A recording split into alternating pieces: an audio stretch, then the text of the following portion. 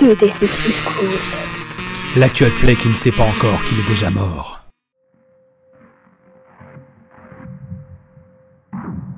Vous écoutez ou contemplez 2D6 plus cool, une émission où l'on performe, on enregistre et l'on monte nos parties de jeux de rôle comme des spectacles.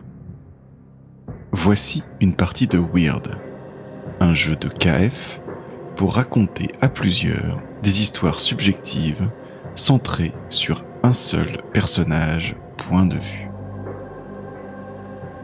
Ulfric incarnera la voix, c'est-à-dire le personnage principal.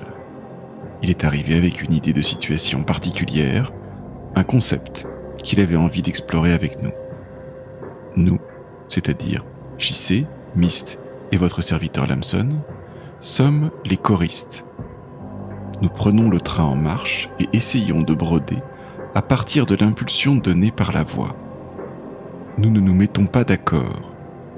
Et à chaque contradiction entre nous, la réalité s'effrite et l'histoire bascule dans le fantastique. Weird est un système générique minimaliste pour explorer des histoires courtes et étranges, des enquêtes émergentes et glauques, l'horreur ou la subjectivité qu'on appelle la folie. Pour renforcer cette expérience en ligne, Ulfric était le seul à avoir sa caméra allumée pendant la partie, alors que nous n'étions que des voix susurrant à ses oreilles. Pour ceux qui nous suivent sur YouTube, un petit souci technique nous a empêché de capter les 3 premières minutes de vidéo, mais vous dégusterez ensuite le jeu d'acteur d'Ulfric. Attention, cet épisode évoque l'idée d'un suicide sans le montrer. Bonne écoute.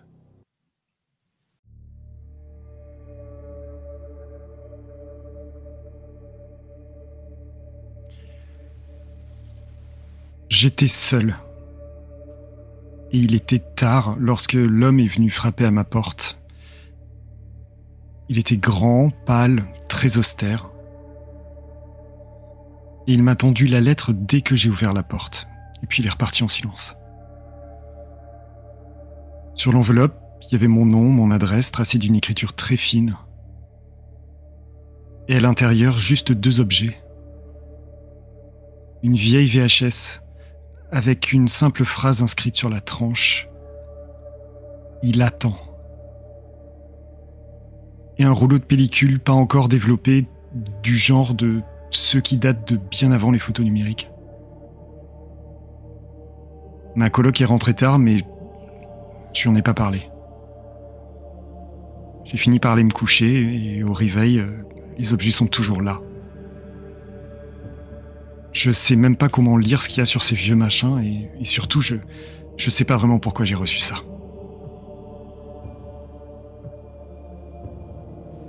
Je prends mon petit déjeuner. Seule pour l'instant, elle dort toujours. Et je réfléchis à si ça peut être une blague ou une référence à quelque chose dont je ne me souviendrai pas. Mais il n'y a rien qui vient. Je connais personne qui utilise ce genre de choses.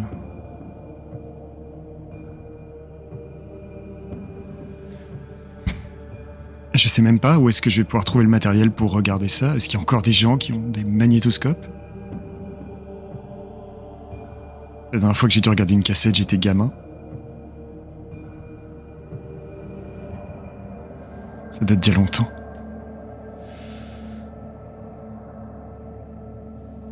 Il va falloir que je traîne parce que c'est aussi une journée de boulot pour moi. Encore une longue journée de boulot. Au magasin. Vendeur dans un magasin de bricolage, c'est pas vraiment ce que j'avais initialement pensé pour moi, mais faut bien manger. Alors je m'habille vite fait, après une douche rapide, je regarde encore un peu la cassette. Je me rappelle que je crois qu'avec l'épaisseur de la bande, on peut imaginer la durée. Mais je m'y connais pas encore assez. Je vois que le mot sur la tranche, il attend. C'est rédigé à la main. Écrit à la main, mais c'est pas la même écriture que sur l'enveloppe. C'est à moitié effacé. C'est presque comme si c'était comme dans un rêve. Parce qu'on ne peut pas lire les choses réellement. Comme si le sens s'échappait.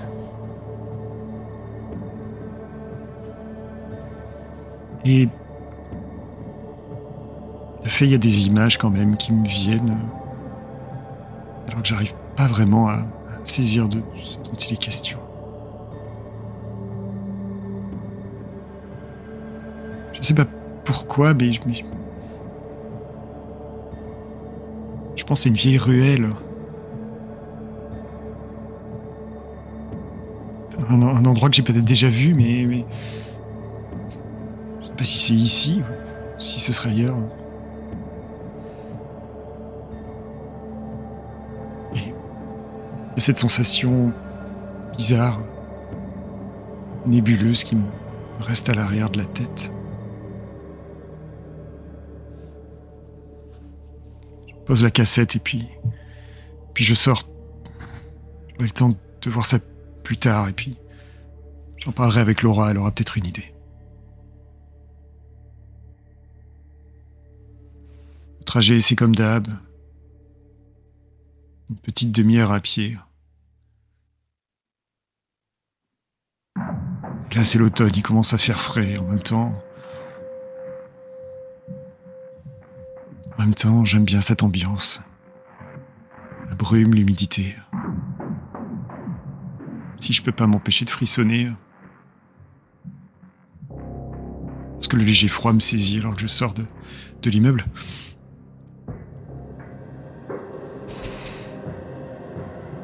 Et je marche. Je me dis que cette fois, je vais pas écouter de musique, je vais juste écouter la rue. Est-ce que ce type qui m'a apporté la lettre, je l'ai déjà vu quelque part? Il me disait rien, il m'a rien dit.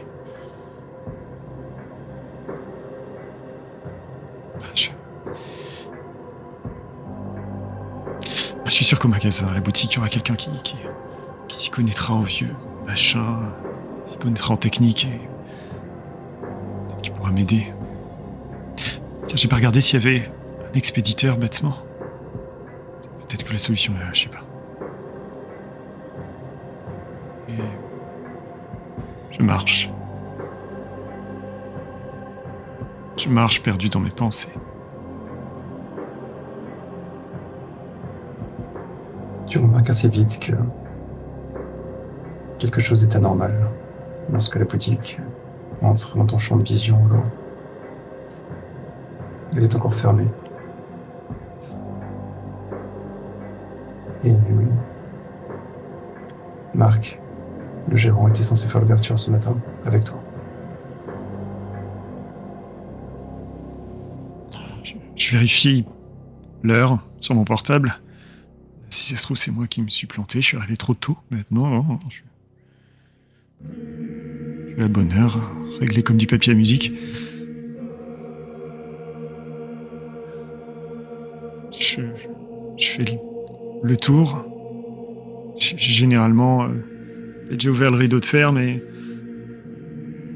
je me dis que peut-être il a un souci. Je passe par l'entrée de service, ceux qui arrivent le plus tôt, et c'est ouvert. En même temps, par sécurité, d'habitude, on la ferme, mais ça veut sûrement dire qu'il y a quelqu'un. Enfin, j'espère.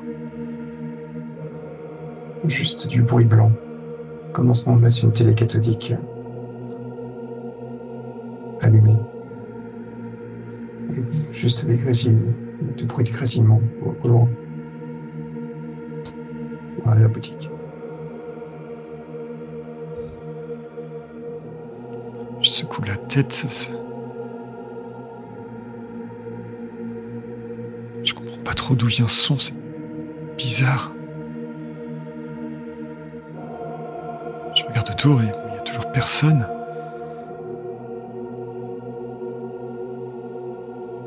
Je vais rentrer, on va bien voir. Je vais me laisser guider par le son. Quand tu repasses devant la porte de la boutique, elle est ouverte. Il y a de la lumière. Et puis il y a le gérant qui te regarde en regardant ostensiblement sa montre.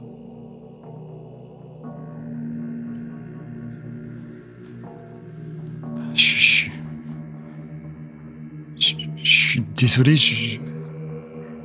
J'ai failli attendre. Hein. Mais... écoute, je comprends pas, je suis arrivé à l'heure et tout était fermé. Voilà, qu'est-ce que t'as fait hier soir, toi? Rien, enfin... Il y a eu un truc bizarre, mais je suis désolé, je vais me préparer. Ok. Je vais me changer. Tu remarques que ta vision est pas tout à fait nette. C'est comme s'il y avait une légère brume devant tes yeux tout le temps. Il y a quelque chose de pas tout à fait défini dans ce que tu vois. Je m'arrête et je m'appuie au mur, j'essaie de faire le point, je me frotte les yeux et...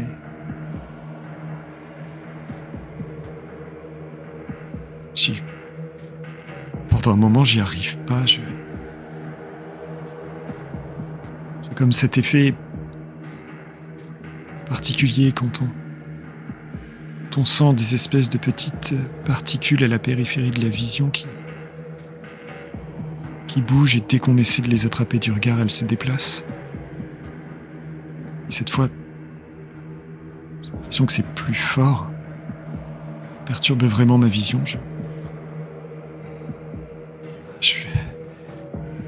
Je cligne fortement des yeux. Et puis...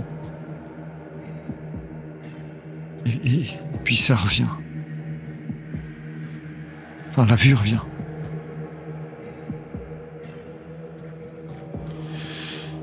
J'espère que je suis pas malade. J'espère que j'ai pas chopé un truc. C'est le moment pour moi de m'arrêter de bosser. Vous auriez un lecteur de cassettes? Vous savez, les cassettes vidéo, là, les VHS?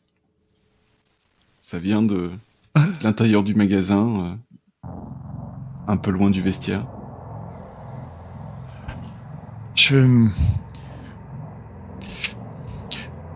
En entendant ça, j'hésite et je... Tant pis pour mon petit gilet du magasin. Je suis trop curieux. C'est quand même une drôle de coïncidence. Je ressors, je vais jusqu'au magasin et je vois cet homme, une cinquantaine d'années, cheveux grisonnants, regard un peu étrange, vachement intense, beaucoup plus que la majorité des clients qui passent ici. Et je crois que Marc va un peu l'envoyer bouler. Alors, je me précipite. Venez, on va parler de ça. Mon patron est très occupé. Décidément, c'est pas ta journée, toi. Je suis désolé, ça va s'arranger. Ok. Tiens, on en parlera quand. On s'en prie. Oh, ok. Vous cherchez un lecteur cassette, c'est ça? Oui. Bah, vous savez, les trucs qu'on avait avant, là. Enfin, avant les DVD, tout ça, là.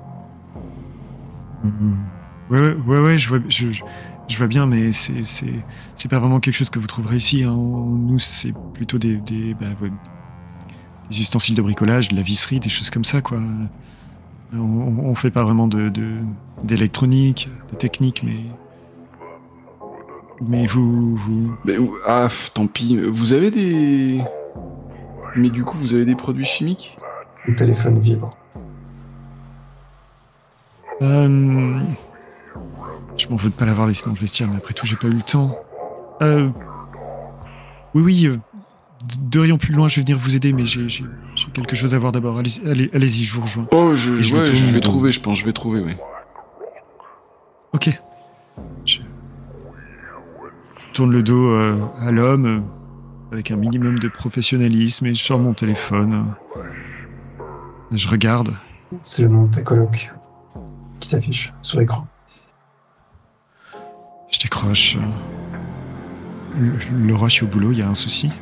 Qui est-ce qui t'a donné cette VHS? Ouais, j'ai pas vraiment eu le temps de t'en parler. Il y a un type qui s'est présenté à la portière et il m'a donné une enveloppe. C'était quoi? Je sais pas, mais... Je sais pas, ça te dit quelque chose? C'était à mon nom? J'arrivais pas à dormir hier soir, je me suis levé, je le regardais. C'était quoi, bordel? Mais... Elle raccroche. Goutte de sueur que je sens, plus que de raison, couler sur mon front le long de ma nuque. Il y a quelque chose dans sa voix que j'avais jamais entendu chez elle. On a déjà, elle et moi, regardé des films d'horreur, des films d'épouvante, et j'ai déjà entendu être effrayé, mais là, il y a autre chose. Je prends mon téléphone et rapidement, je lui envoie un texto. Désolé, j'espère que ça va. Si je peux, je te rejoins vite. Et j'envoie un deuxième message. Mais comment t'as regardé ça? Les 3 petits points de la réponse s'activent sur l'écran, mais rien ne s'affiche. Il attend. Je reste... Il y a personne et pourtant t'as entendu cette voix dans ton oreille. Il attend.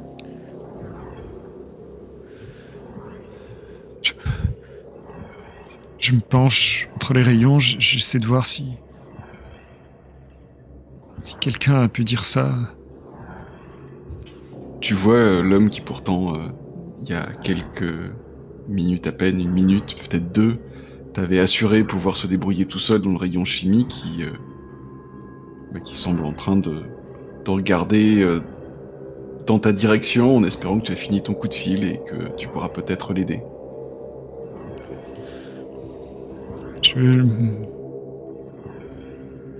Je souris de la manière la plus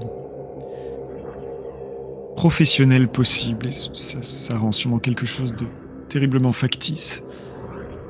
Et j'accélère le pas pour le rejoindre. Excusez-moi, monsieur, je suis là si je peux vous renseigner, vous aider. Vous cherchez quel type de produit? En même temps, je me demandais, justement, lui, il sourit aussi de façon factice, mais il a l'air un peu... Tu n'arrives pas vraiment à lire son sourire, tu sens qu'il y a une... Il veut pas vraiment être désagréable, mais ça pointe quand même un petit peu. À votre avis, ça peut être utilisé comme révélateur photo? Je le fixe interdit pendant sûrement bien trop longtemps pour que ça sonne comme une réaction normale.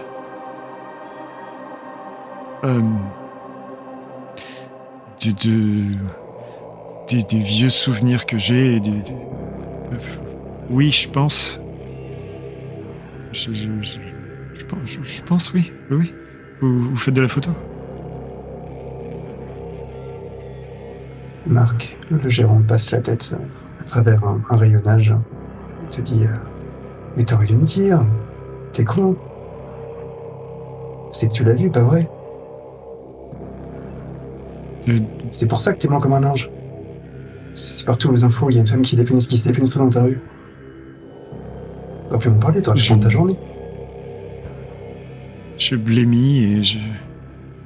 Dans ma rue, tu dis? Il vient de me l'annoncer aux infos, pourquoi tu m'as pas dit? Je sais pas, j'ai besoin de prendre une pause. Tu peux t'occuper du monsieur? T'inquiète, prends pas de si tu veux. Écoute, t'aurais dû me le dire, t'es bête quand même. Quand tu te retournes vers ok. le client, il est plus là et t'as toujours la bouteille qui pourrait servir de révélateur photo dans la main.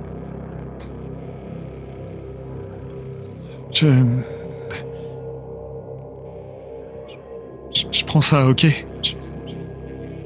Ouais, oui, tout ce que tu veux. Ok, merci. Machinalement, je marche jusqu'au vestiaire avant de me rappeler que j'ai même pas eu le temps de me changer. Je sors par la porte de service et j'accélère et je recompose tout de suite le numéro de Laura.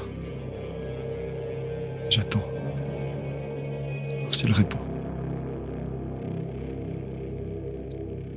Ça répond à l'autre bout de la ligne. Laura, ça va? Silence. Laura, s'il te plaît, je suis vachement inquiet. Il se passe des choses très bizarres ce matin et quand je t'ai au téléphone, t'étais vraiment... Je sais pas, terrifié. Ça aurait dû faire ce qu'il t'a demandé, tu sais. Quoi? Que tu vas attendre, pire ce sera.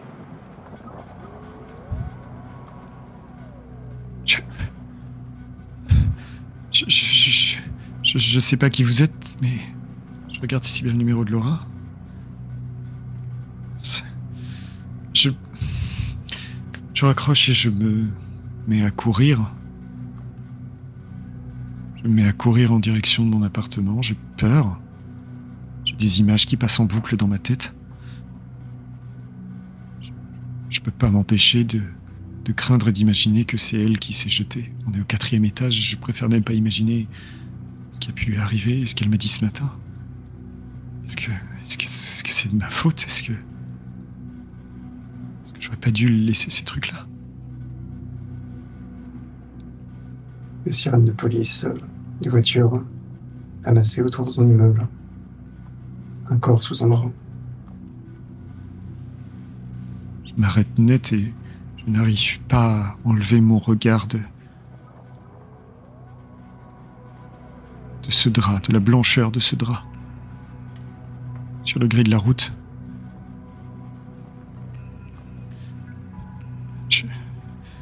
Je m'approche doucement d'un...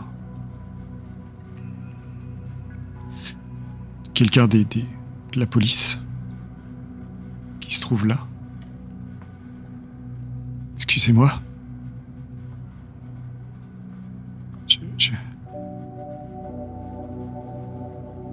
L'homme me fixe. Pas interdit. J'habite ici, est-ce que... Et en fait, je lève la tête pour regarder instinctivement au 4e étage. Voir ce qu'il en est. Et ta vision aussi trouble. Tu crois voir quelqu'un à travers la vitre. Une silhouette. Si seulement tu n'avais pas ce brouillard devant les yeux depuis l'aube. Le brouillard semble sortir de la fenêtre, d'ailleurs.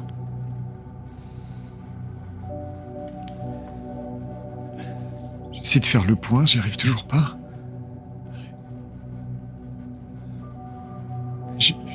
Bizarrement, j'ai l'impression que personne ne fait vraiment attention à moi. Alors je passe le cordon de police et à pas lents, je me dirige vers la porte de l'immeuble et je passe à côté du corps et j'hésite à soulever le drap. Il y a beaucoup de sang qui commence à imprégner ce drap. Beaucoup trop de sang. Monsieur. Un agent vient visiblement de te remarquer. Excusez-moi, j'habite ici et je veux m'assurer que ma coloc va bien. Vous pensez qu'elle a vu... Oui, je suis bien sûr qu'elle a vu. Qu'est-ce que vous voulez dire par là?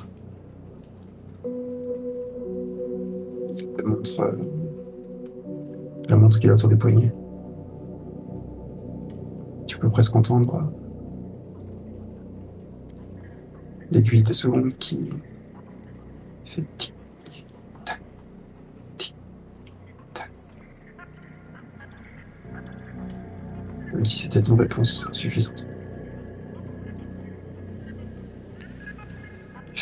C'est avec ce bruit incessant en tête que je le laisse. Et je me précipite vers d'abord la porte de l'immeuble, le code, en vitesse, tremblant presque. L'ascenseur, qui est au dernier étage, l'étage au-dessus du nôtre. C'est trop long, alors l'escalier. Marche 4 à 4. Je suis pas très sportif, alors très vite le souffle me manque. Mais tant pis. La porte de l'immeuble. Enfin, de l'appartement. De l'immeuble. Porte de la porte de l'immeuble de nouveau.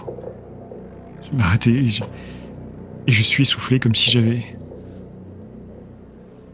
couru et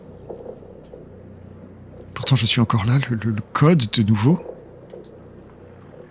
Monsieur. Oui. Excusez-moi de danger, vous le connaissiez? Qui? Il relève le drap pour dévoiler la tête de l'homme qui t'a donné la vidéo.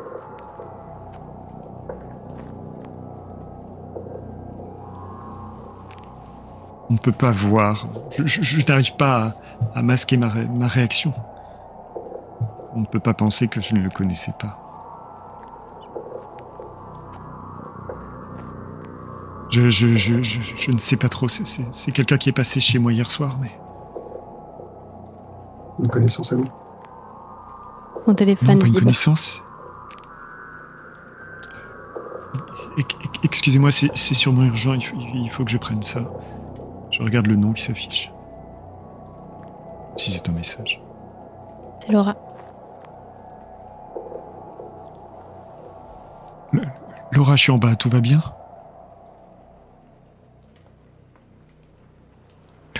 Laura, s'il te plaît, réponds-moi. Je lève les yeux pour regarder au 4e étage, parce que peut-être que cette silhouette, c'était bien elle. Peut-être que là, je vais la voir enfin Aide-moi. bien. Aide-moi.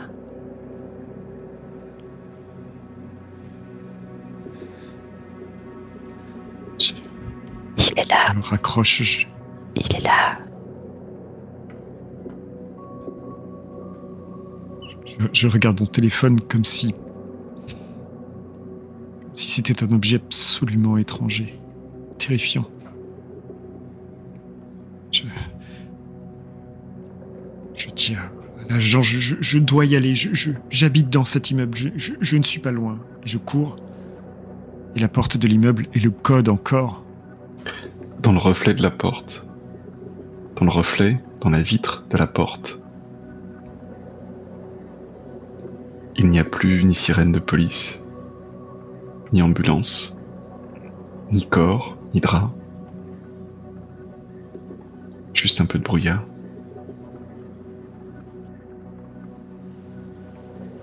Je lâche la porte que j'avais ouverte. Elle se referme doucement et j'entends le clac de la clenche résonner presque trop fort. Et en effet, il n'y a plus personne. Je marche jusqu'à l'endroit où se trouvait le corps. Et la seule chose que je trouve, c'est une fleur noire qui a réussi à pousser au travers des craquelures du béton. Mais par ça, il n'y a plus rien. Il y a une odeur de sous-bois humide, de champignons, de bois mort. L'odeur est si forte qu'elle me donne presque la nausée. Ce genre d'odeur qui devrait évoquer la nature, mais qui n'en évoque que la pourriture de ce qui est rongé par le temps.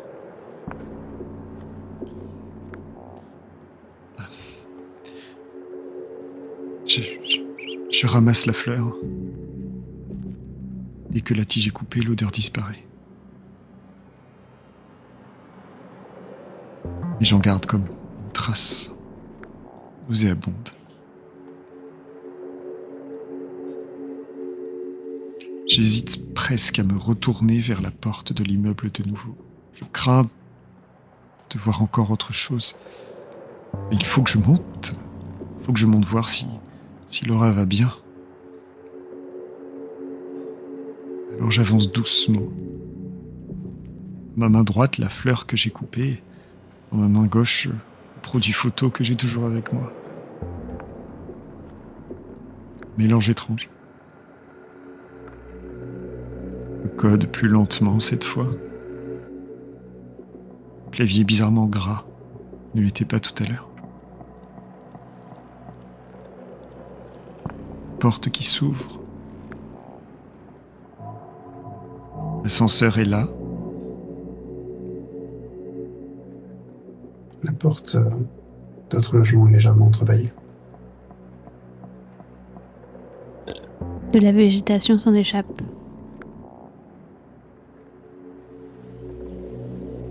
Et l'odeur sous-bois de nouveau. Je pousse lentement la porte, elle est aussi grasse comme le cadran d'entrée de l'immeuble. La brume à l'intérieur. Il y a un fauteuil posé au milieu de la pièce principale. Sur ces espèces de sous-bois sombres qui emplissent l'appartement. Et à chaque mur sont accrochées une dizaine de photographies qui te montrent, avec Laura, qui te montrent au magasin de bricolage, qui montrent tout ce qui est ta vie. Et dans le fauteuil au centre, Laura, de dos, qui semble contempler le spectacle. Laura ? Laura, est-ce que ça va ? Je fais quelques pas, j'ai l'impression de passer un seuil.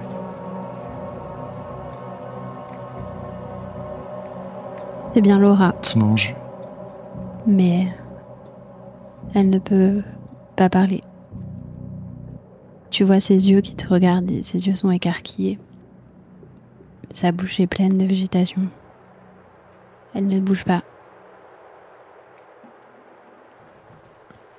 Oh, mon Dieu, mais... Laura, je me précipite et... Je commence à... Par instinct, j'ai l'impression qu'elle étouffe, alors il faut que je la libère et je commence à tirer sur la végétation comme j'enlèverais des plantes. Et puis les photos, les sujets, des photographies, principalement Laura et toi, te regardent avec une forme de pitié. Je m'arrête dans mon mouvement d'un coup. Le regard de Laura a paniqué. Il y a le regard de toutes ces silhouettes, de ces moi, de ces nous qui nous entourent. Et je hurle, qu'est-ce que vous voulez? Qu'est-ce que vous voulez? Et je me dis qu'il faut sortir d'ici. Sur une des J'essaie de photos, relever Laura. il y a quelque chose qui bouge dans la photo. Une silhouette qui s'approche de Laura. De la Laura de la photo. Je reste figé, tétanisé par ça.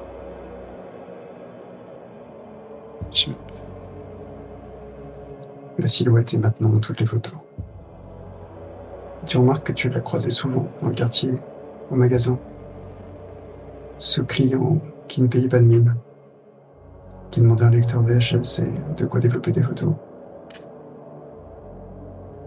Il te sourit, d'un sourire complice, de ceux qui sont dans la même galère.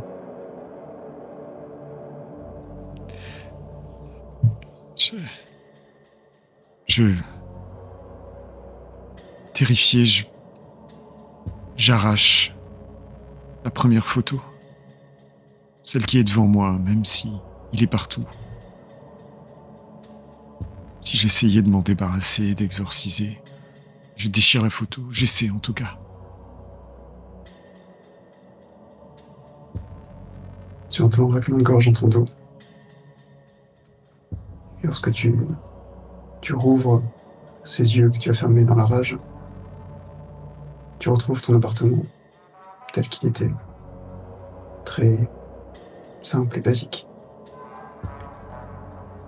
Et tu vois le client du magasin qui te regarde avec cette même air de... ce même sourire rempli quelque part d'une forme de pitié pour les gens qui n'ont pas encore compris. Et il te dit, ma théorie c'est que il nous attend parce qu'il juge que notre vie n'a pas été véritablement à la hauteur de ce qu'elle aurait pu être. C'est peut-être le juge de notre médiocrité. Et c'est peut-être à ça qu'il faut qu'on fasse face. Qu'est-ce que tu en dis?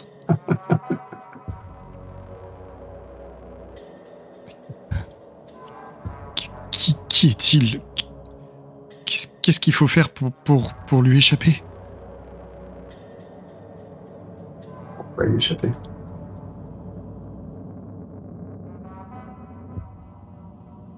Je vais partir pour la forêt ce soir.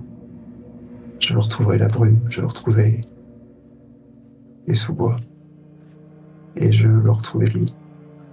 Est-ce que tu seras du voyage? Je regarde autour de moi cet appartement qui m'a toujours été si cher et qui maintenant, bizarrement, sans que je le comprenne, me devient doucement étranger. Ce dont j'ai besoin, ce que je cherche. Je crois que ce n'est pas là que je le trouverai. Et je regarde l'homme. Oui, je crois que je crois ce soir, je viendrai. À qui tu parles?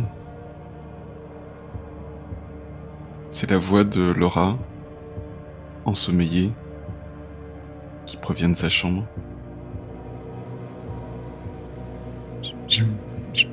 À court instant, je me sens comme pris de vertige et puis ma vue se trouble de nouveau très rapidement et l'homme n'est plus là. Alors je vais vers la voix, je vais vers Laura.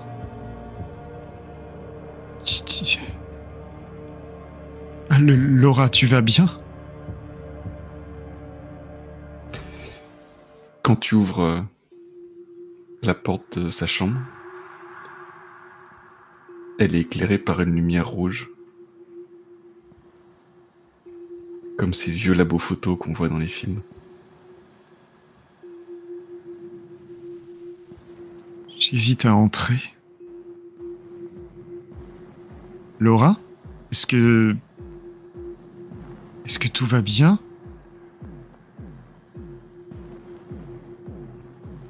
Je passe la tête. Je me force presque. À la fois parce que j'ai l'impression de rentrer dans un espace qui lui est intime et parce que cette lumière rouge n'a jamais été là. Il y a des photos déjà développées qui sèchent sur des fils dans sa chambre. Bah alors, t'en fais une de ces têtes? Ça va pas? Ma journée est bizarre. Je sais pas comment l'appeler autrement, mais est-ce que je t'ai eu ce matin au téléphone? Est-ce que tu as regardé la cassette? Les photos développées ne sont pas du tout celles que tu as vues dans la pièce avant, dans la vision. Alors que les autres soulignaient la médiocrité et le train-train quotidien, tout ce qu'il y a de plus tristement médiocre dans ce que tu peux juger de ta vie, celles-ci sont chaleureuses, sont comme les jalons d'une amitié belle et riche.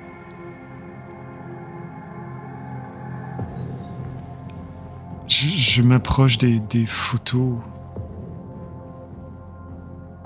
et je ne savais même pas qu'elles avaient été prises.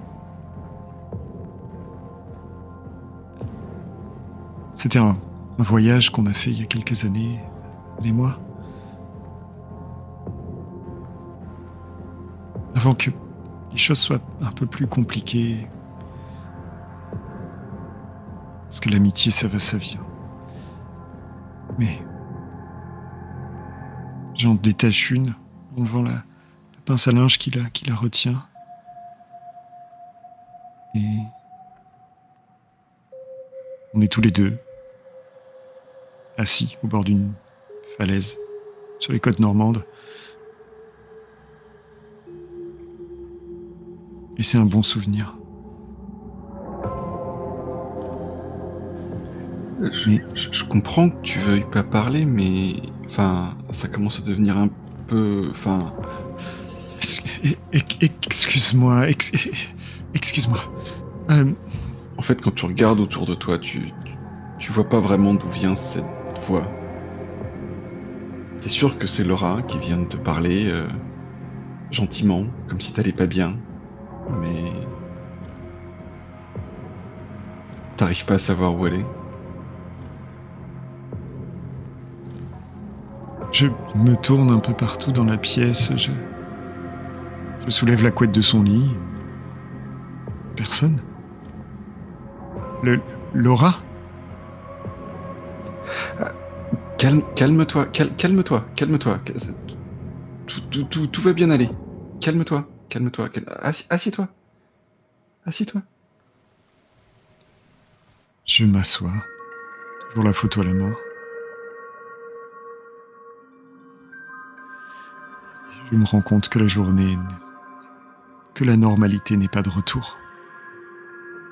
Toujours quelque chose qui cloche.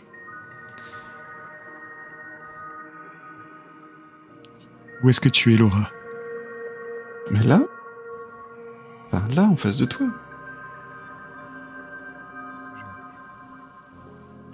Je suis désolé, mais je te vois pas. Je te vois pas.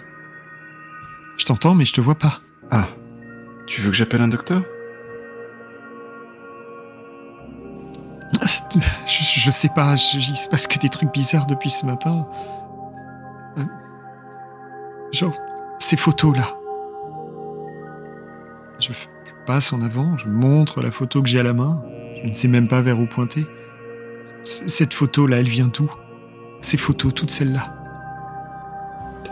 Je vais appeler un docteur. Reste bien assis, reste là. Il attend.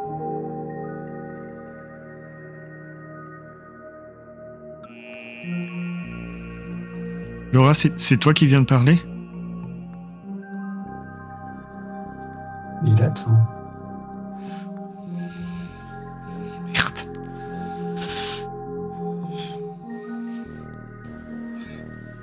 Oui, voilà, il y a mon coloc qui...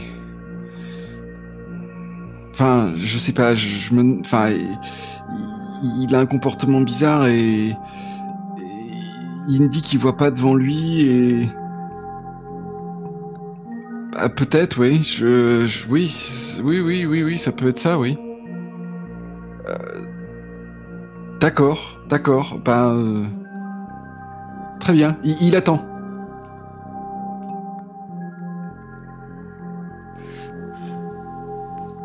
Laura? Laura, t'es encore là? Oui, ils vont arriver, t'inquiète pas. Tu n'as plus que quelques secondes et après il sera trop tard. Il t'attend en bas. Je vais pas pouvoir rester, Laura. Je me relève et... Les escaliers, ce sera trop long. Je me précipite et je descends 4 à 4. Et avant d'ouvrir la porte qui donne sur le hall en bas, je me rends compte que j'ai toujours la photo à la main. Quelque chose a légèrement changé. Fleurs noires poussées à la périphérie. Sur l'herbe, sur le sol autour de nous. Encore un truc de plus étrange qui arrive. Je sors dans le hall. Je regarde à l'extérieur, voir s'il y a quelqu'un devant l'immeuble. Il y a un drap blanc tout seul. Et une sirène d'ambulance dans le lointain. Le bruit de la sirène tourne en boucle. J'arrive pas à savoir si elle s'approche, elle reste à la même distance. Je l'entends très fort, comme si j'étais déjà à l'extérieur. Et puis... C'est un bruit entêtant et qui rend vraiment toute concentration complexe et difficile.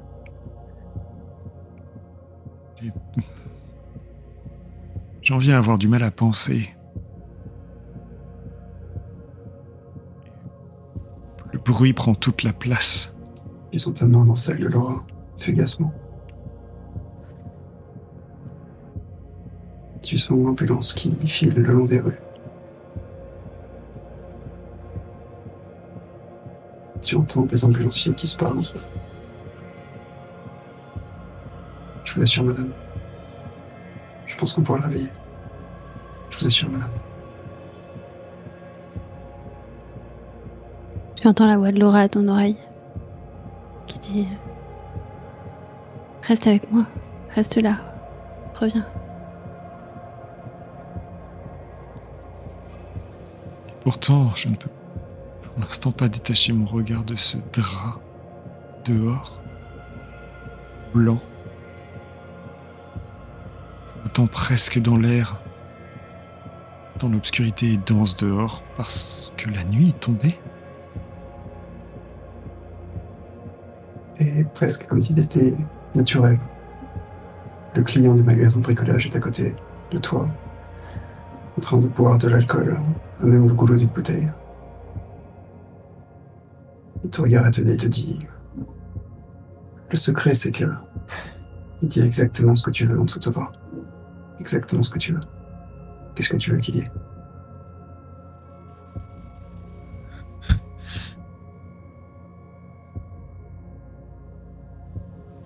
Je pense fort à la sensation de la main de Laura que j'ai sentie fugacement précédemment. Et lorsque j'ai senti cette sensation, elle s'est étiolée rapidement, alors que nos mains s'écartaient, nos doigts se frôlaient pour ne plus se toucher, comme une perte. Comme l'échec de quelque chose, comme un lien qui s'est cassé. Alors je pense à ça. Je pense à une poignée de main sincère, chaleureuse. La sensation de quelque chose de fort de retrouver. Les roses sont devenues rouges, pleines de vie. Et si elles deviennent noires, qu'est-ce que ça veut dire? Le client hausse les épaules. C'est pas moi qui fais les règles, tu sais, en se remettant la bouteille au goulot. Ce n'est plus vraiment une bouteille d'alcool. Je me rends compte qu'il va boire le révélateur photo. Comme s'il appliquait au pied de la lettre ce que c'est censé faire, révéler aux choses. Alors j'arrête son bras. Vous êtes sûr que vous voulez faire ça? Et moi j'ai pris la décision, tu sais. Je veux retourner à la pôle.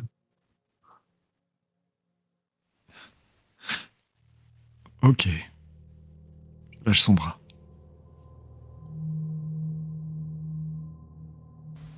Pars pas! C'est la voix de Laura.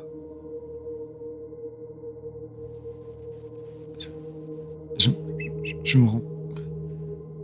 J'arrive pas à savoir d'où vient la voix et je regarde le client, j'essaie de voir s'il l'a entendu aussi. Le client est devenu une petite pile de photographie d'un homme seul dans un studio.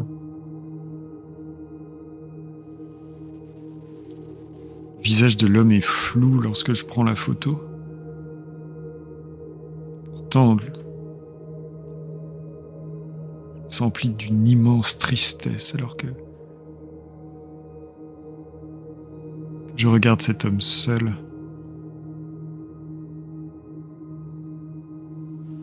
Laura! Laura! Je crie dans la rue, je fais quelques pas et je me rends compte que pour l'instant je ne m'éloigne pourtant pas du drap, je tourne autour et tandis que je tourne autour, je n'en révèle pourtant jamais l'arrière. Il est toujours là, comme la Joconde qui suit du regard quand on tourne autour. C'est la même chose. Je ne peux jamais passer derrière. Laura! Et j'essaie de voir si peut-être elle est à la fenêtre. Me demande de remonter. Je lève les yeux, je regarde au 4e étage. Elle n'est pas là, mais il y a son odeur. C'est un mélange de son odeur à elle, des chewing-gums infâmes qu'elle mange tout le temps et du parfum de son shampoing. Tu reconnais bien que c'est son odeur, mais elle n'est pas là. Et un peu comme les photos, l'odeur est chargée de tellement de souvenirs. Des souvenirs du quotidien, des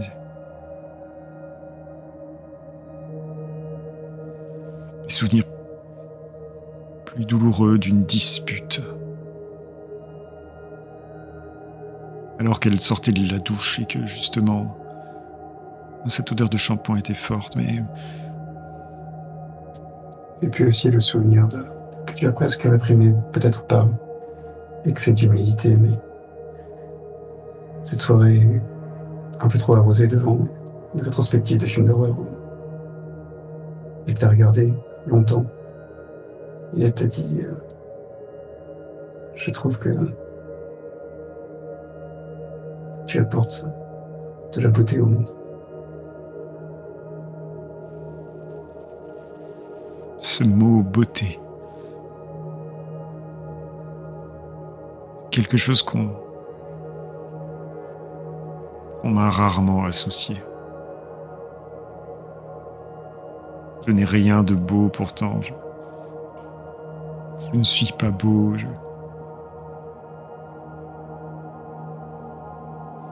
me rappelle maintenant qu'elle me l'a dit, oui.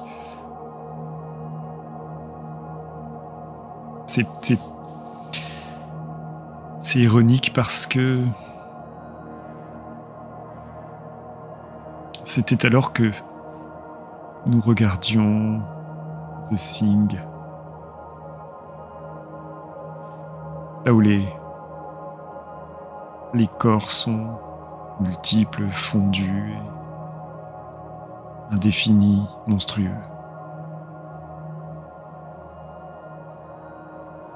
La beauté n'a pas de prise. Pourtant, je lui disais qu'il y avait quelque chose de bizarrement beau dans la façon dont les corps se réinventaient constamment. J'étais pas capable d'entendre ça. Je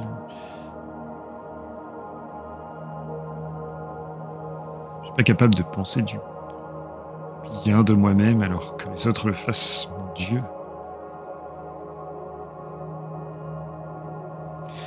Et je regarde le drap qui est toujours là.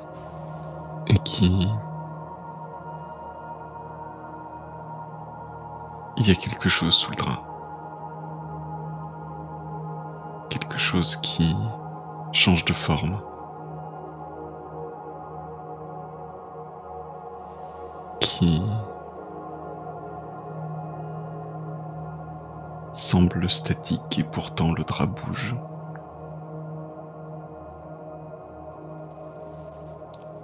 Alors je fais quelques pas vers le drap.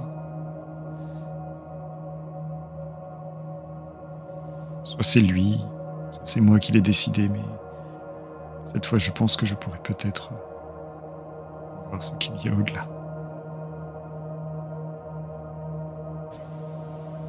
Qu'est-ce que tu t'imagines qui est sous le drap? Je me fige, en entendant la voix sans savoir si elle vient des ruelles proches, du 4e étage, ou si elle résonne simplement dans ma tête. Et je pense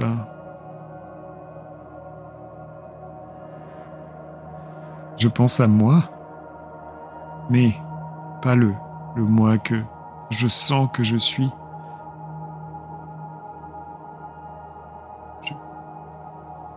Une image de moi. Peut-être que là-dessous m'attend comment certains me voient, comment elle me voit. Elle qui m'a toujours soutenu, qui a toujours été là et qui, ce soir-là, m'a dit oui, qu'elle pensait que j'apportais de la beauté au monde.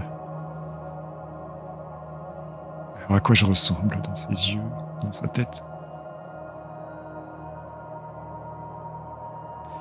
À quoi je ressemble si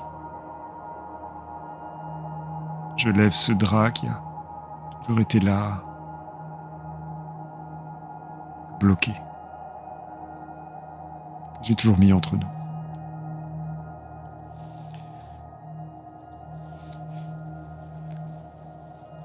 Alors je tends la main lentement et je tire doucement le drap. me disant que là-dessous, il y a peut-être ce moi qui aurait pu être moins médiocre que ce que j'ai jusqu'ici été.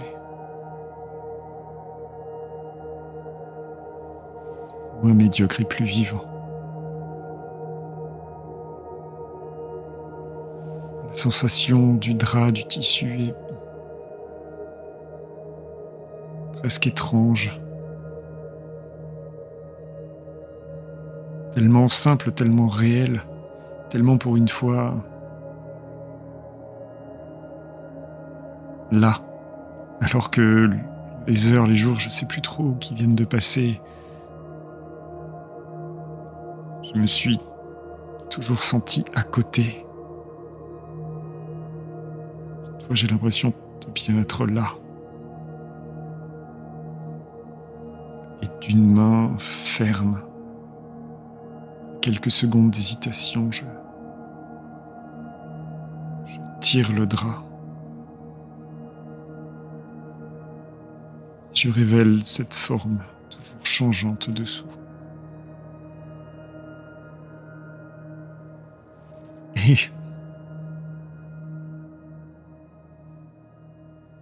c'est cet homme. C'est l'homme de la photo, c'est l'homme seul dans l'appartement, c'est l'homme qui n'a pas de visage, qui est assis face à moi. Je ne sais pas à quoi je m'attendais. Peut-être qu'il est trop tard. Peut-être que j'ai perdu mes amitiés par trop de retenue, de petitesse, de refus d'une vraie présence des autres et que je reste là, sans visage parce que sans les autres, je ne sais plus qui je suis, malgré tout. Le client avait sûrement raison. Si personne ne m'attend ici, peut-être que lui m'attend là-bas. Je pose le drap et presque par instinct, je me fie à mon odorat et je cherche l'odeur de sous-bois. Je me dis qu'elle me guidera jusqu'à cet endroit où je suis censé être. Il y a l'odeur du shampoing. L'odeur de chewing-gum.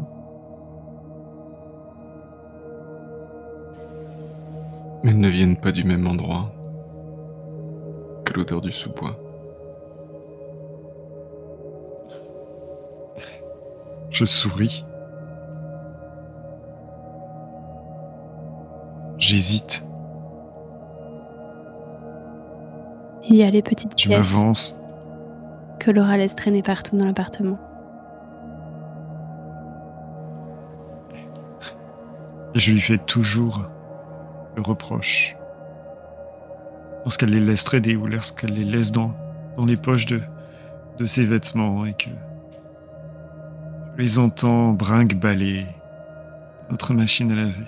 Il y a ces vieux laserdiscs d'horreur absolument infernaux dans la mesure où tu sais que chaque boîte ne contient pas de mon disque. Parfois, elle en contient 2 ou 0. Et je me rappelle toutes les soirées à se disputer parce qu'on perdait un temps infini à retrouver le film qu'on avait envie de voir. Elle te disait qu'elle avait un système. Système que j'ai jamais compris. Elle te disait que ça laissait la place à la surprise.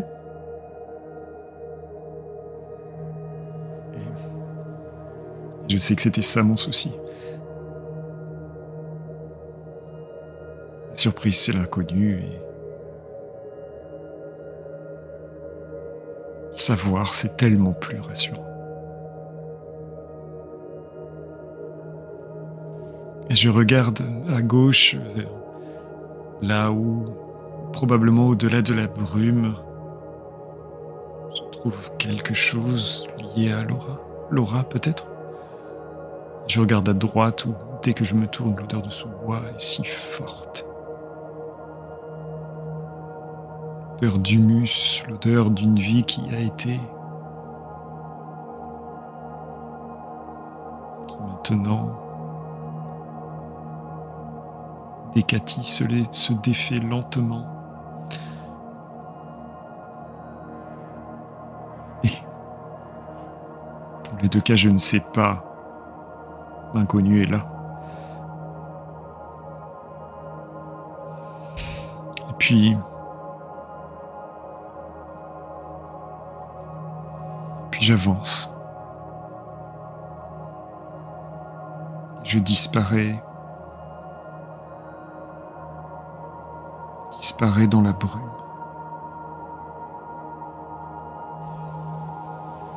Tu entends de nouveau Disparaît. Le bruit. Celui qui était devant le magasin.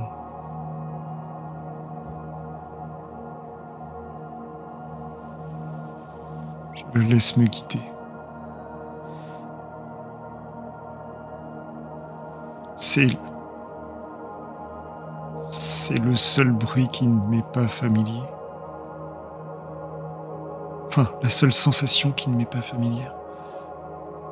Il y a l'odeur de Laura, il y a l'odeur du sous-bois, et puis il y a ce bruit. Je le suis.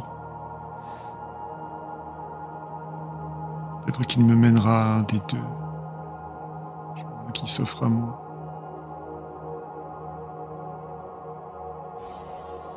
Le monde tourne devant toi, dans l'axe de ta vision, d'une façon qui n'est pas possible.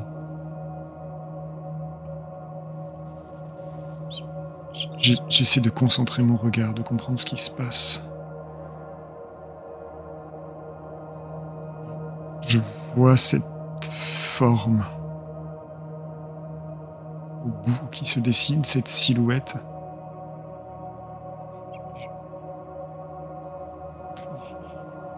Tout tourne et elle reste fixe. Et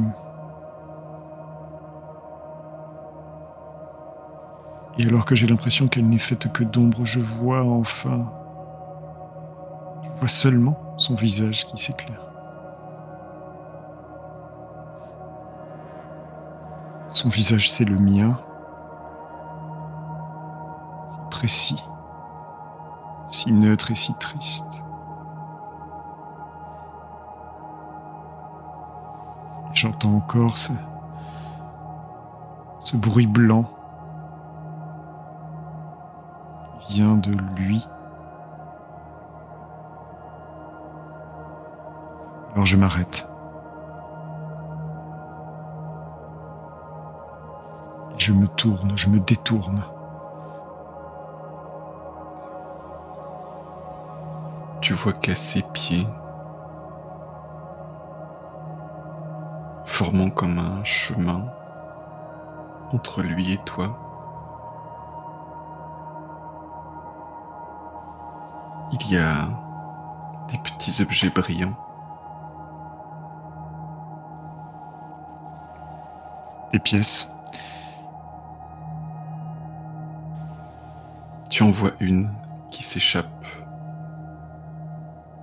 par le trou d'une de ses poches dans lequel il a le poing enfoncé. Ce n'est pas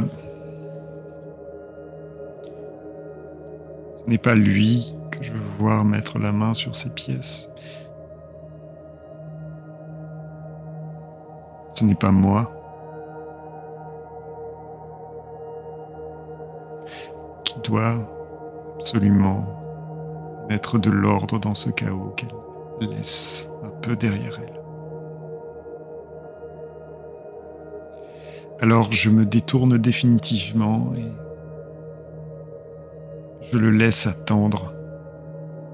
Et je le laisserai attendre aussi longtemps que possible. J'oublie le bruit, j'oublie l'odeur de la faim et je me concentre sur les souvenirs et les odeurs qui lui sont propres. Je fais le choix du chaos, du désordre, de l'imprévu, d'un peu plus de vie. Et je vais là où elle m'attend. On s'arrête là du coup. Ouais, je pense que Ça ça me peut va. être bien. Ouh. J'étais pas prête, hein. Même pas non plus en soi. Net. Ça va? Un très bon résumé. Ça- Ouf. Ça va. Ça va, c'était plus intense que prévu et imaginé, ce qui est très bien. Ok. Ouais, parce que t'étais vraiment au centre de tout. Et on n'était que des voix dans ta tête, donc pour nous c'était... Ah, mais ça C'était marche déjà un peu très intense, très je bien. dois dire. Pour nous, je veux dire. C'est très dur de poser des mots sur l'expérience. J'étais très très naturellement pris par tout ce qui s'est développé, par tout ce qui a poussé vraiment pour rester dans le végétal. Ma tête à peu près, à- tout le temps. à partir de ce qui a été posé et je trouve ça d'une richesse folle en fait. Et la façon dont le rythme c'est d'abord presque emballé pour ensuite trouver ralentir et trouver une espèce de pulsation très naturelle et qui a permis de développer encore autre chose. J'ai trouvé ça fabuleux, vraiment, quoi. Et vous, de votre point de vue, comment est-ce que vous avez ressenti et vécu la chose? Avant toute chose, je voudrais savoir pourquoi Mist était contente de ne pas avoir sa webcam.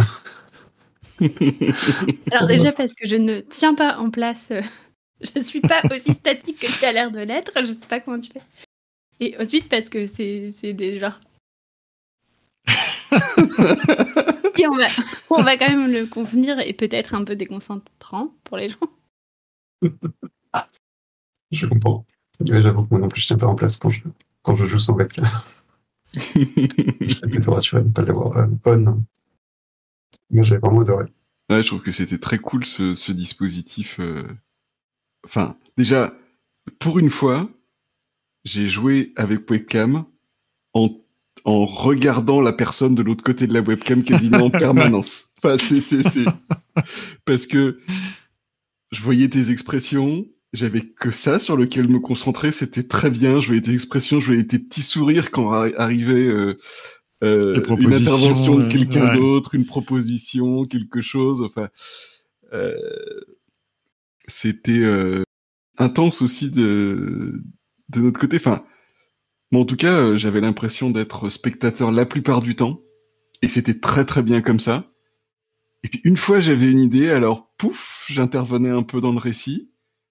Et puis après, il y a quelqu'un d'autre qui rebondissait dessus. Mais vraiment, t'étais au centre, t'étais en train de faire ton truc. Et on venait juste mettre des petites pichenettes, des petits trucs, et voilà.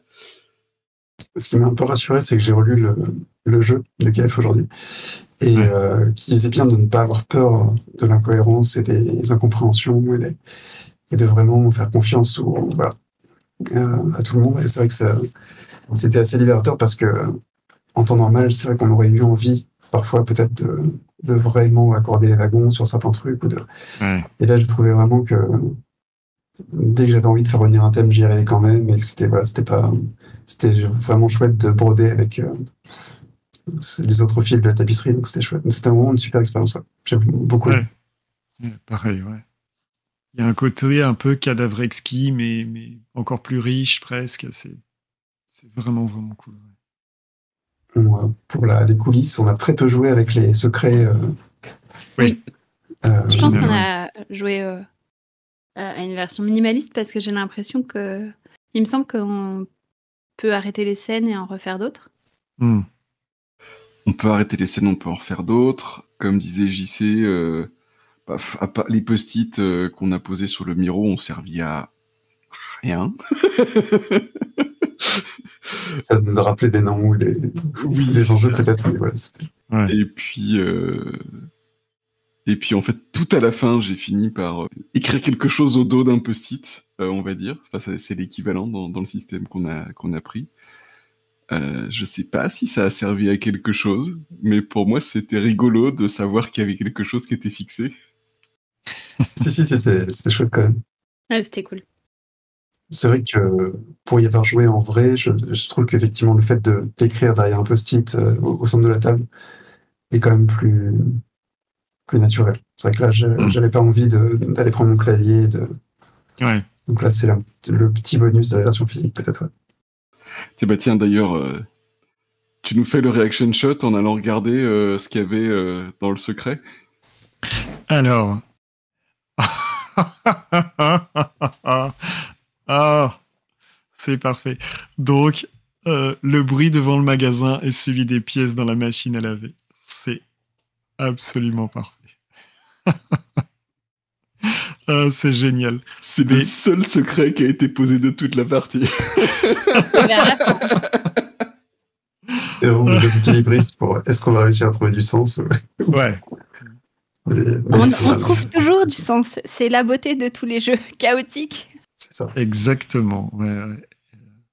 C'était vraiment une très très bonne expérience. Et en termes de rythmique, j'ai bien aimé aussi la façon dont c'est aussi par les moments, les quelques moments de RP direct aussi. Par exemple, quand il y a eu l'irruption de la voix de Laura dans la chambre, que là, ça a ralenti, qu'on a un peu plus tout de suite posé une scène plus cadrée, mais qui tout de suite s'est décentré avec le fait que voilà, la voix était là, mais Laura n'était pas là physiquement. En même temps, c'est là où ça a un petit peu ralenti comme il fallait. C'était vraiment... tout était très organique, en fait, même au milieu du côté chaotique, symbolique, on jumpait d'un truc à l'autre. J'ai jamais eu l'impression que ça fonctionnait pas, en fait, que les choses ne s'accordaient pas ou ne s'imbriquaient pas les unes avec les autres. Et ça, c'est très, très plaisant. Super expérience. Je suis sorti d'histoire KF m'a parlé d'une partie qu'elle a fait récemment où c'était beaucoup plus ancré dans le réel, en fait. Mm-hmm. C'est juste une enquête qui tourne mal et voilà. Mais je trouve que pour ce qu'on a fait, c'est l'air de quelque chose de très onirique où la réalité t'échappe tout le temps et ça marche vraiment très très bien. Enfin, ouais. Moi, j'ai vraiment beaucoup aimé jouer ça. Je trouve que ça s'adapte. C'est très très évocateur en fait. Quand on joue dans ce mode-là, je trouve que ça marche super bien avec ce jeu. Et c'est un truc qui serait impossible s'il y avait plus de 1 PJ. Ah oui. Parce que y a toujours quelqu'un qui peut te dire mais non, c'est pas ça que t'es en train de voir. Enfin, c'est... Et on est en train de se gaslighter en permanence, quoi. Mais c'est la cuillère n'existe pas. C'est exactement ça. Et au début, j'avais un peu de mal à me positionner sur de quoi me saisir de ce qui était proposé et jusqu'à quel degré broder, c'est-à-dire est-ce que les choses vous appartiennent ou m'appartiennent complètement. Il m'a fallu un petit temps pour poser ça, en fait, et ça aussi, c'est une expérience intéressante, en fait. Surtout qu'on a mis du temps à intervenir au début, donc c'est vrai que ça te laissait un peu s'enfiler là-dessus, j'avoue. C'était pas stressant, d'ailleurs. C'était proposer des choses à ce moment-là, surtout au début où en fait c'est assez libre, c'était pas forcément le plus compliqué, mais il y avait un côté où, étrangement, alors que j'étais au centre, je voulais pas prendre trop de place, en fait.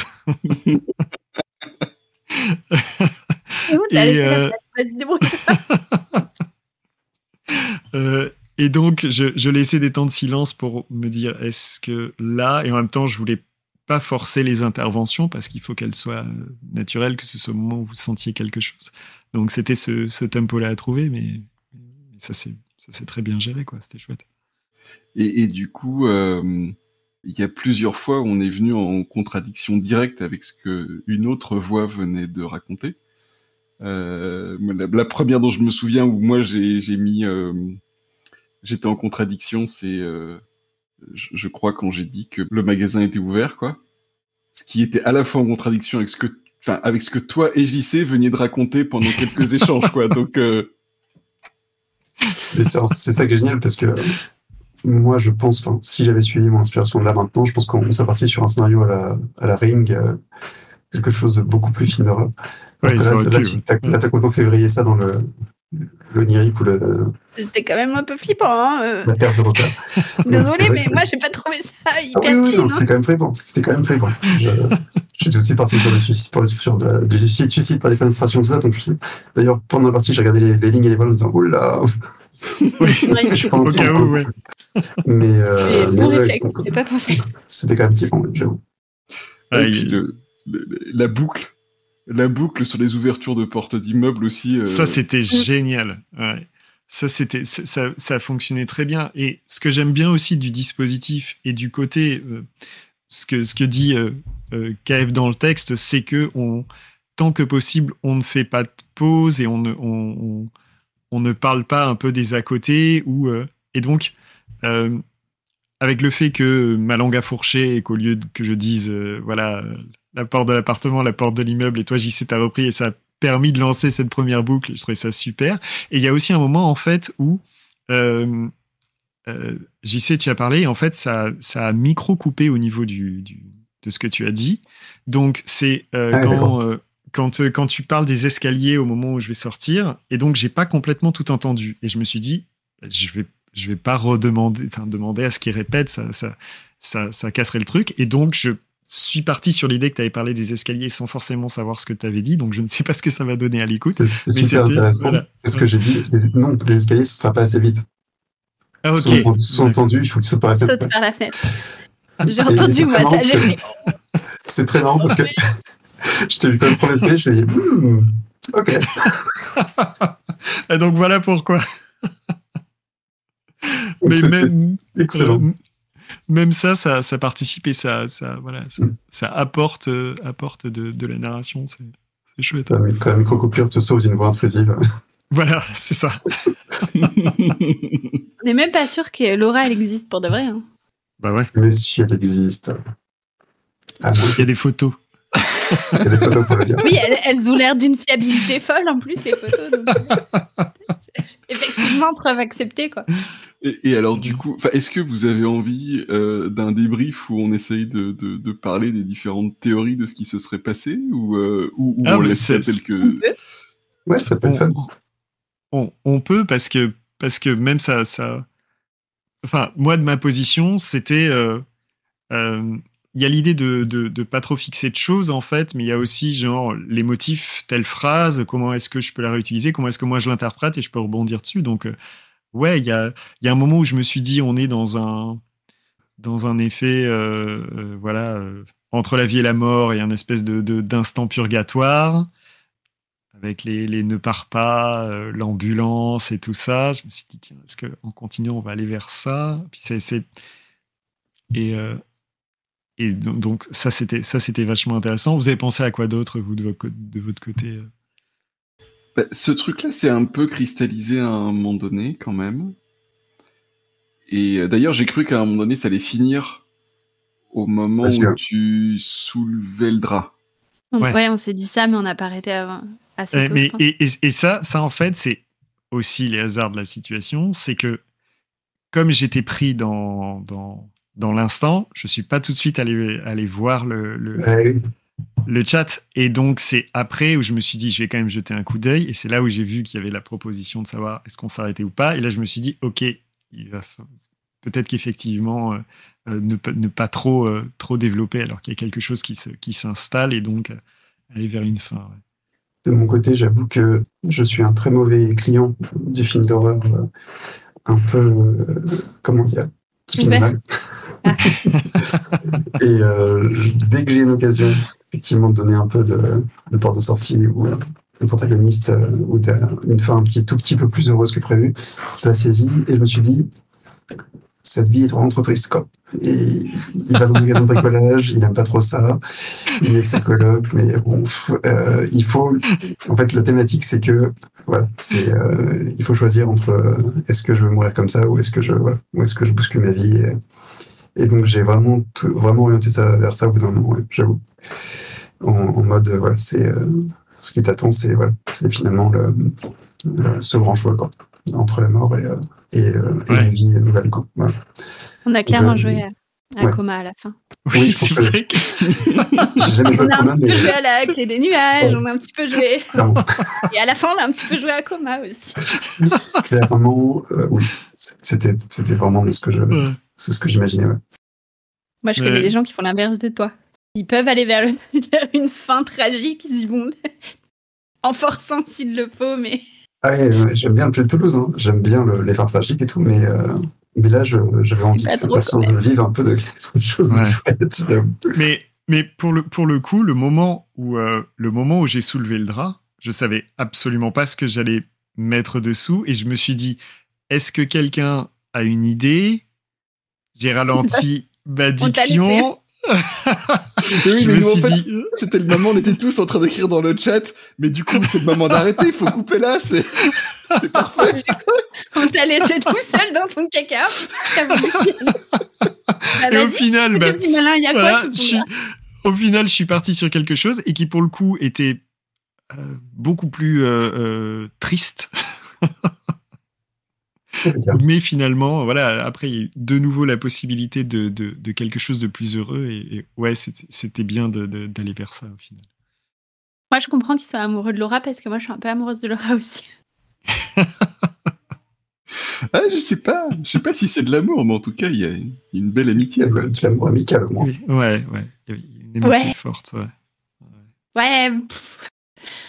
Et au final... on n'a pas élucidé la VHS. Non. Enfin, il y a Laura qui, peut-être, dans une certaine timeline, a regardé la VHS avec un appareil qui n'existe pas. C'est ça. Il existait dans la timeline en question, mais comme on l'a jamais retrouvé. J'ai un laserdisc avant, c'est la même. Mais c'était dans un placard.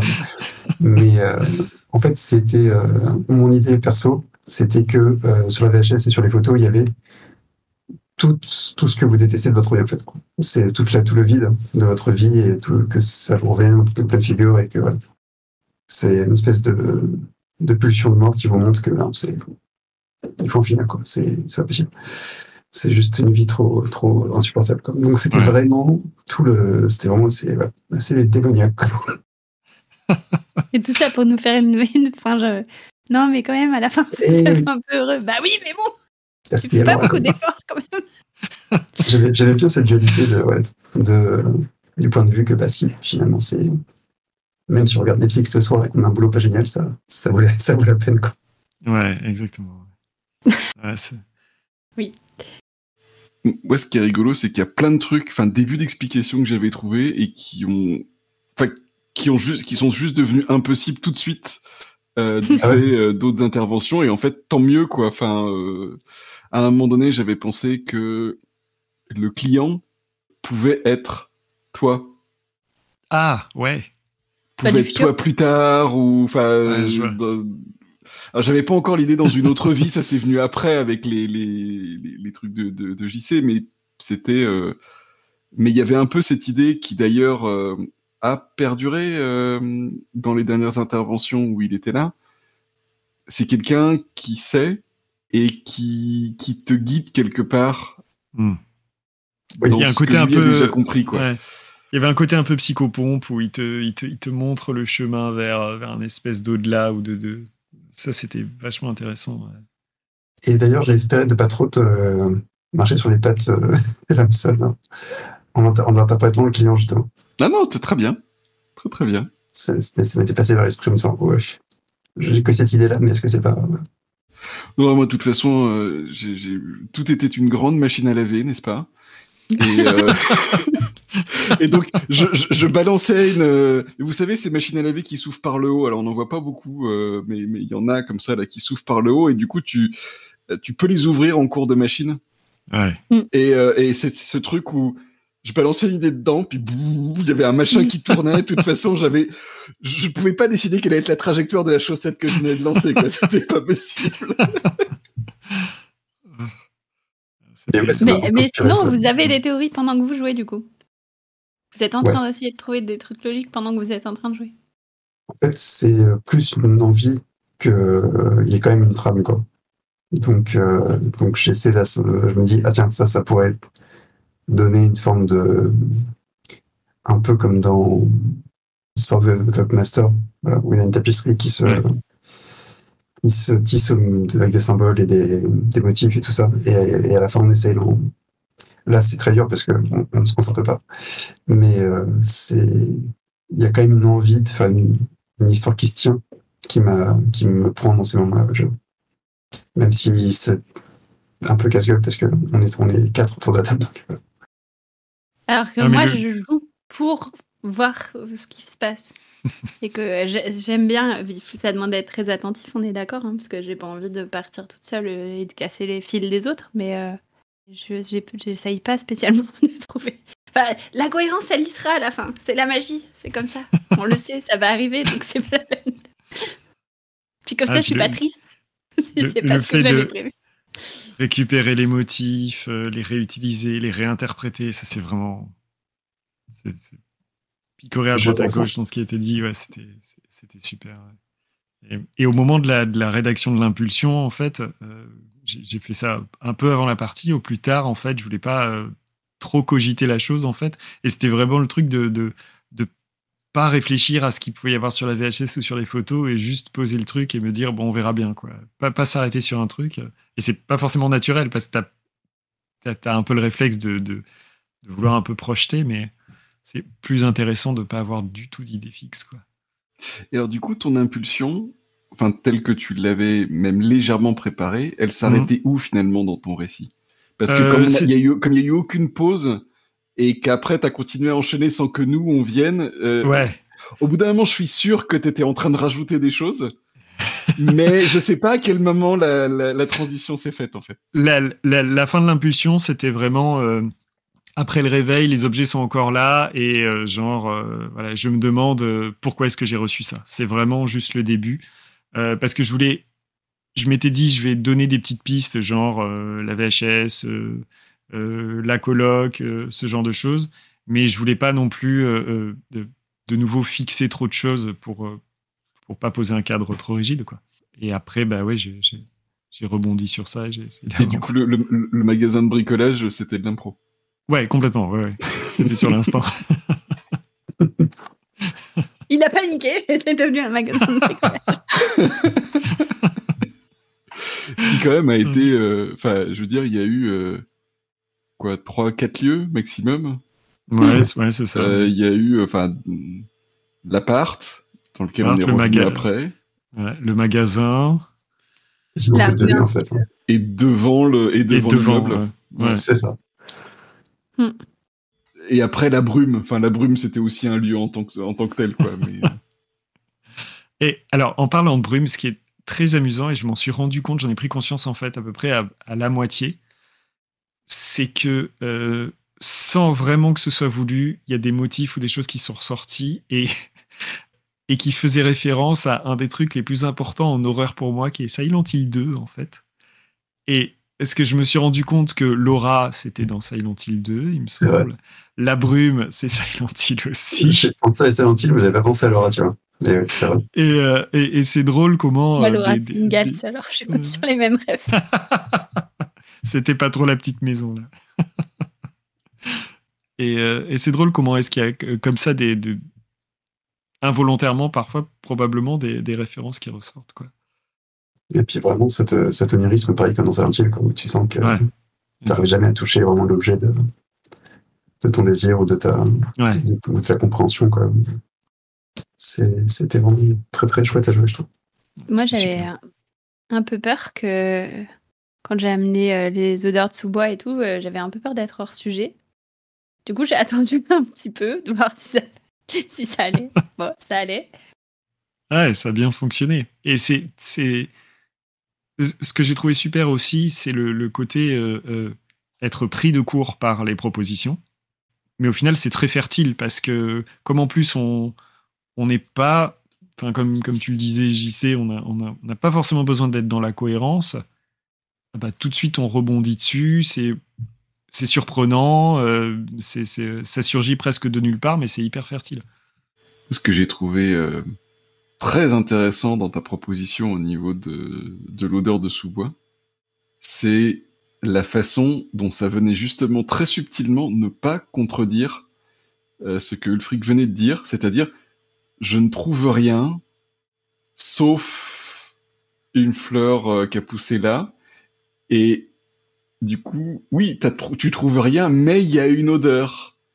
Exactement. Ouais. Et du coup, on était vraiment complètement dans le visuel, éventuellement dans le tactile avec le fait de cueillir la fleur, mais hop, on passe sur un autre plan et un autre sens. Et je crois que c'est ça qui m'a donné l'idée, en y repensant après coup, que dans la scène où t'es dans la chambre éclairée par une lumière rouge, Louis et la vue ne te donnent pas les mêmes informations.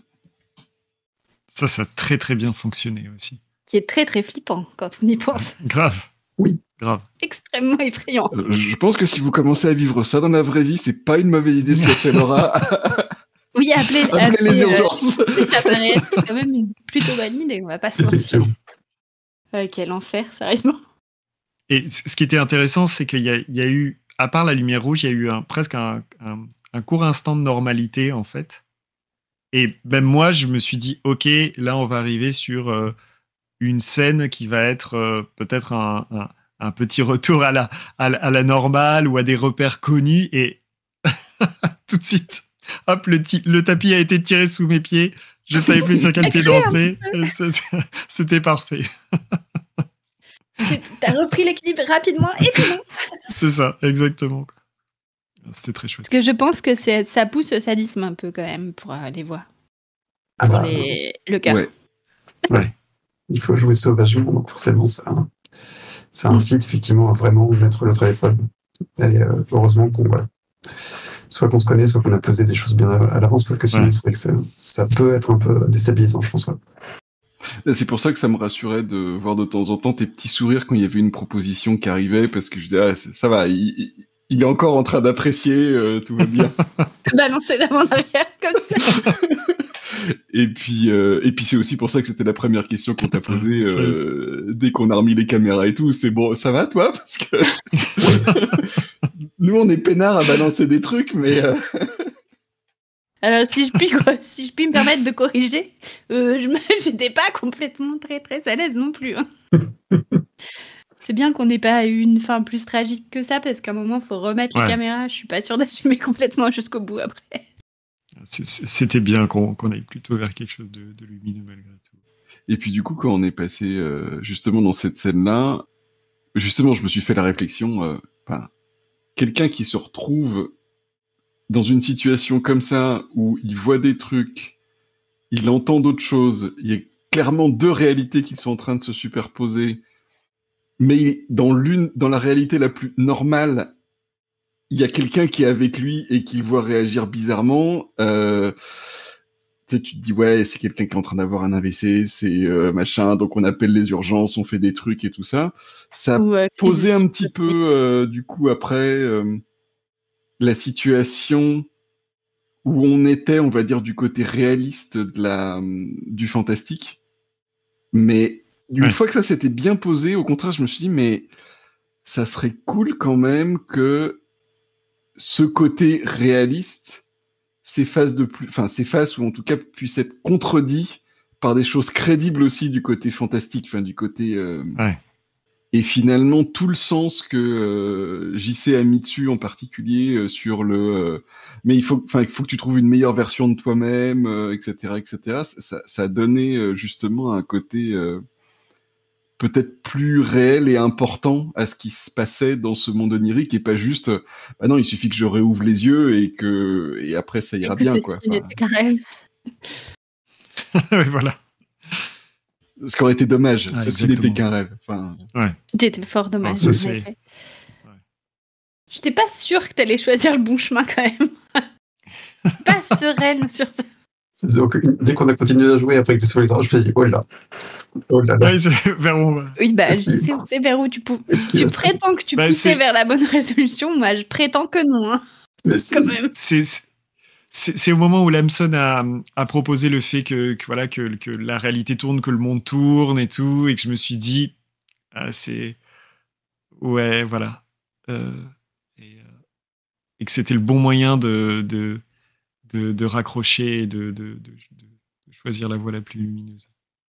Mais est-ce que vous, côté cœur, comme c'est aussi beaucoup vous qui apportez des idées, est-ce que, même si ça dure qu'un court instant, est-ce qu'il n'y a pas un moment où quand vous voyez que, parce que vous avez forcément peut-être une intention sur les propositions, quand ça va pas immédiatement, ou ça contredit, ou ça va pas dans la direction, est-ce qu'il n'y a pas un petit côté frustrant malgré tout? Pour moi, pas du tout. Non, je Moi, vois plus j'aime comme bien un, jouer comme un avec petit, ça. comme un petit défi, effectivement, ouais, j'aime bien jouer avec ça aussi, je pense. Ouais. ouais, pareil, mais c'est un goût acquis, je pense. Hein. Enfin, c'est... Ouais. On va dire, c'est des exercices qu'on a déjà fait dans un certain nombre de jeux et on voit ça. Non, moi, des fois, c'était... Je sais qu'il y a quelques petits moments où j'ai ressenti un petit peu de frustration. C'était plutôt au début. Voilà, typiquement, à un moment donné, je me suis dit, j'ai commencé à avoir cette idée du client qui pourrait peut-être être toi et qui allait demander dans le magasin un lecteur de VHS. Et donc, j'avais ça un petit peu... ouais, ça, faut que j'arrive à le placer. Mais du coup, pour ça, il faut qu'on arrive au magasin. c'est pour ça que c'était ouvert. Et en fait, ça Ok. prenait pas le chemin de y aller. Ouais. Et si je crois que c'est le seul moment où j'ai peut-être voilà, c'est le moment où j'ai un peu forcé dans cette direction-là. J'ai fait, en fait, si le magasin est ouvert, mais c'est comme ça cassait aussi la réalité. Enfin, c'était aussi Ouais. intéressant de le faire. Voilà, c'est pour ça que je me Ça suis marchait permis de le bien. Clairement. J'ai adoré le client, ça m'a beaucoup inspiré. faire. Ouais, j'ai vu. Moi, il me faisait peur. Hein.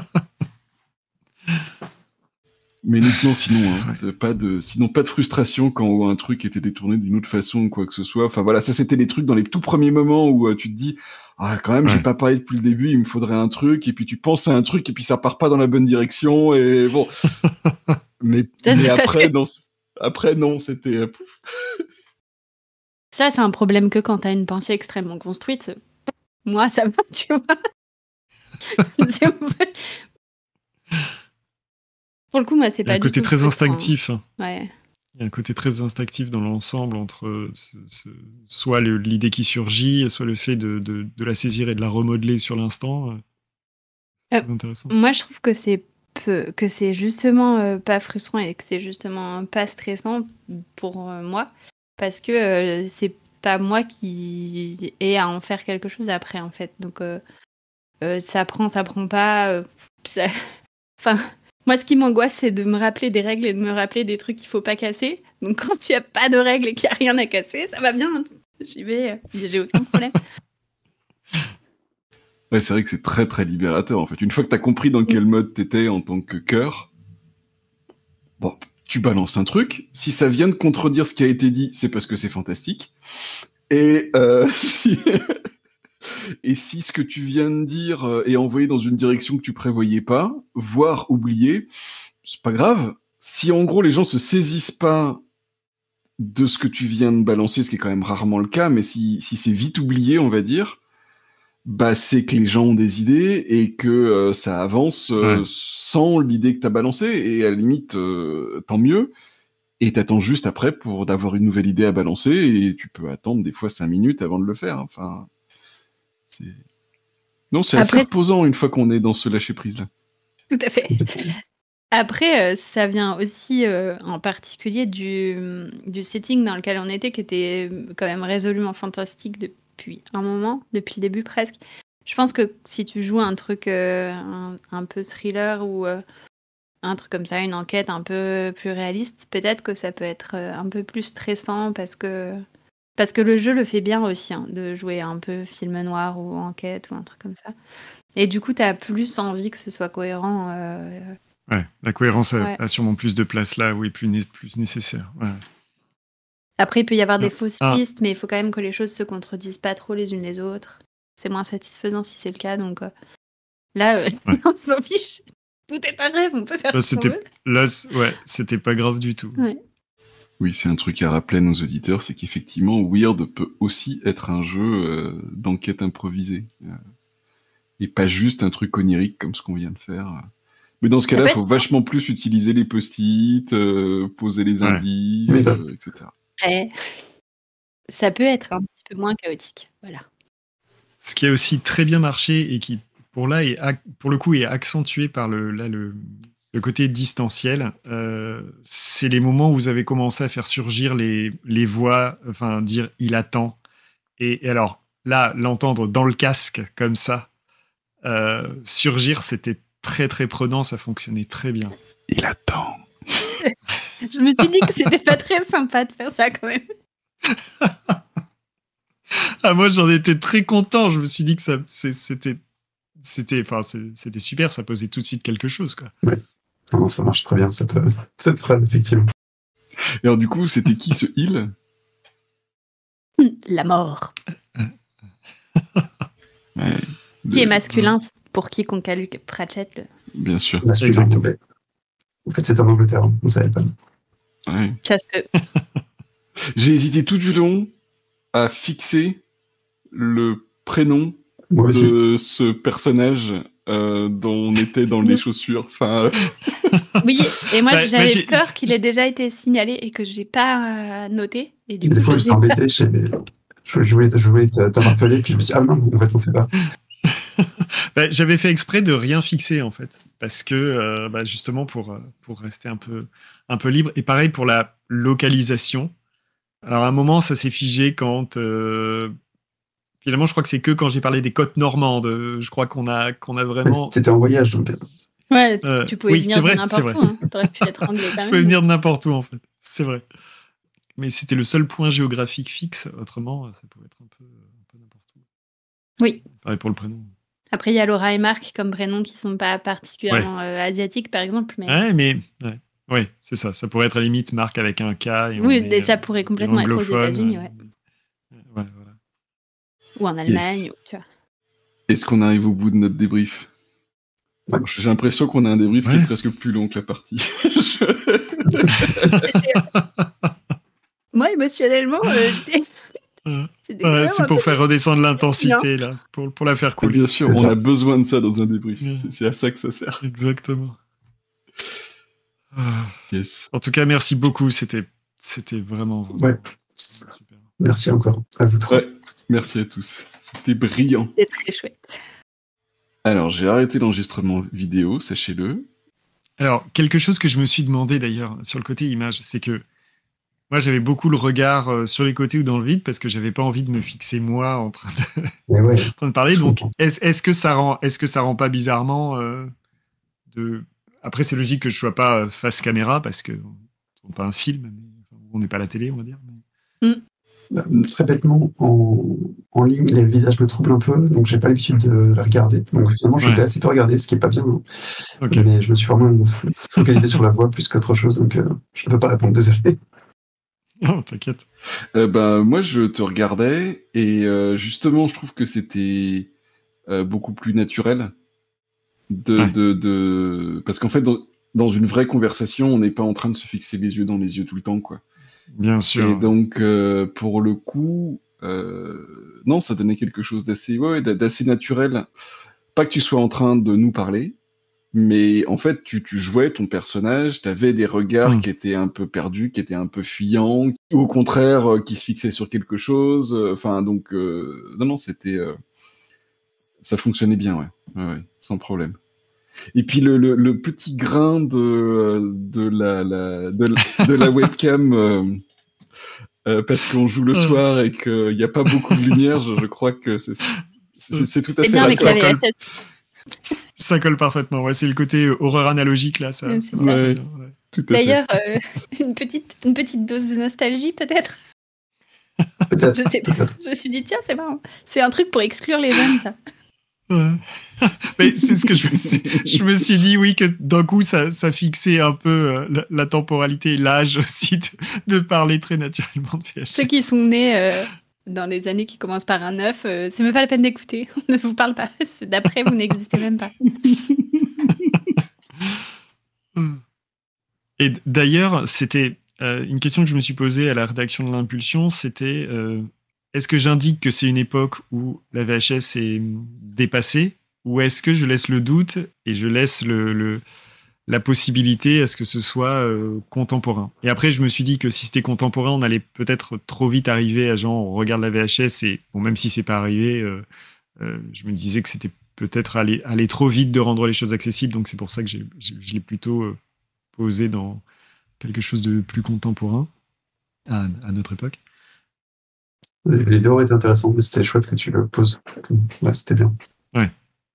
Oui, puis ça a donné tout de suite un but, quoi. C'est j'en ai pas d'appareil, donc du coup je vais pas pouvoir la regarder tout de suite. Un magnétoscope, Exactement. c'est ça le mot que vous cherchez depuis le début. Je n'ai pas voulu faire une voix qui le disait parce que c'était nul, mais sachez que j'ai failli. C'est un magnétoscope, l'appareil, bon sang. C'est quand même pas Laura en avait un en plus, c'est bête.